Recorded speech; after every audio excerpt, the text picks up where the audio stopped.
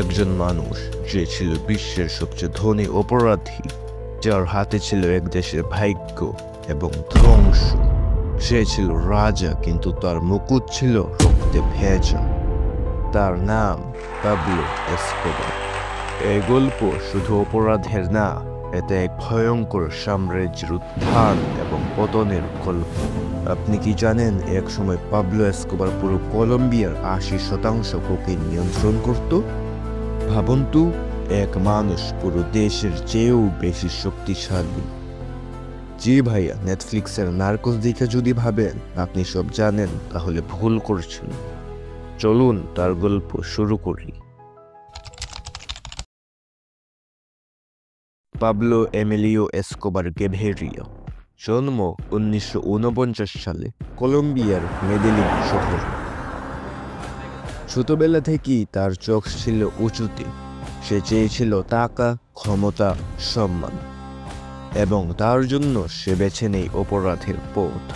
শুরুতে ছিল ছোটখাটো চুরি দিয়ে, গাড়ি পাচার, জাল সার্টিফিকেট, কিন্তু খুব দ্রুতই সে বুঝে যায় আসল খেলা কোকেইনে।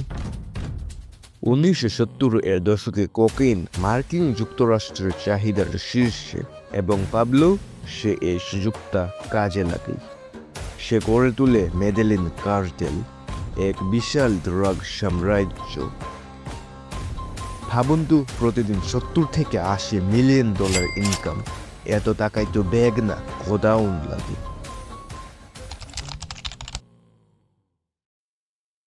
এসকোবার তখন শুধুই এক ড্রাগ ডিলার না, সে তখন পুরো কলম্বিয়ার সবচেয়ে প্রভাবশালী ব্যক্তি। পুলিশের উপর টাকা ছিটানো, রাজনীতিকদের কিনে ফেলা, জনগণের হৃদয় জয় করা, সব ছিল তার নিয়ন্ত্রণে। প্লাতা ও প্লোমো, অর্থাৎ টাকা নাও, না হলে কুলি খাও।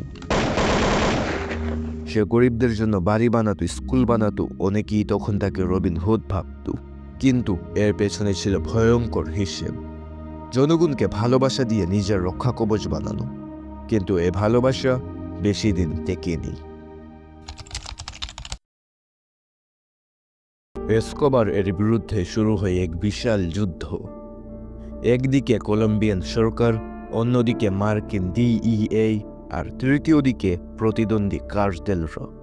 এসকোবার তখন কিলিং মেশিন হয়ে যায়। বিচারক, পুলিশ, সাংবাদিক কেউই নিরাপদ ছিল না। কলম্বিয়ায় তখন গড়ে 20 থেকে 25টা খুন হতো শুধু তার কারণে। কিন্তু শেষ পর্যন্ত সবচেয়ে বড় শত্রু ছিল তার নিজের অহংকার। 1991 সালে এসকোবার আত্মসমর্পণ করে, কিন্তু শর্ত ছিল সে থাকবে নিজের বানানো বিলাসবহুল জেলে, লা ক্যাথেড্রাল।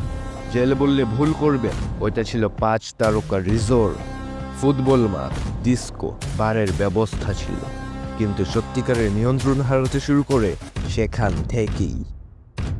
সরকার তাকে ট্রান্সফার করতে চাই, আর সে পালায়। শুরু হয় তার জীবনের সবচেয়ে দুঃস্বপ্নময় দিন।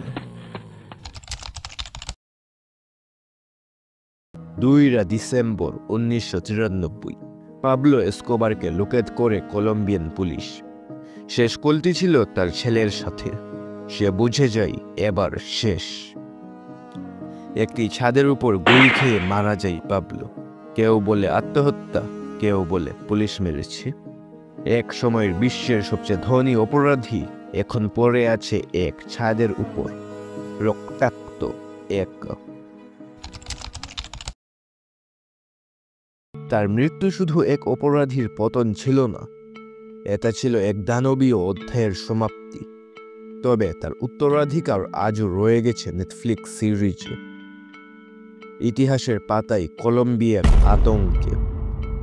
আপনি কি মনে করেন আরেকজন পাবলো এসকোবার আবার আসবে পৃথিবীতে?